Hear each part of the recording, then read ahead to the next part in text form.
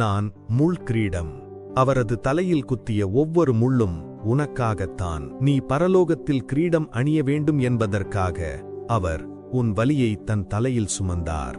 நான் இயேசு அணிந்த உடை. அதை அவர்கள் கழற்றி எடுத்து அதற்காக சூதாடினார்கள். அவர் உலகத்தை ரட்சித்துக் கொண்டிருக்க அவர்கள் கீழே விளையாடிக் கொண்டிருந்தார்கள். நான் ஆணி.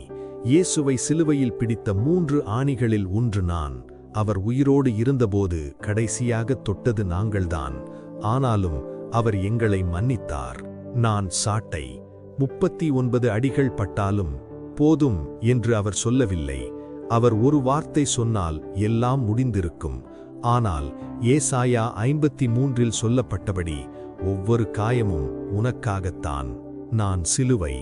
தண்டனைக்காக செய்யப்பட்ட நான் அவரால் அன்பின் அடையாளமாக மாற்றப்பட்டேன். இதையெல்லாம் அவர் உனக்காக செய்தார். இந்த செய்தியை மற்றவர்களுக்கும் பகிருங்கள். இது போன்ற சுவாரஸ்ய தகவலுக்கு நம்ம சேனலை சப்ஸ்கிரைப் பண்ணுங்க.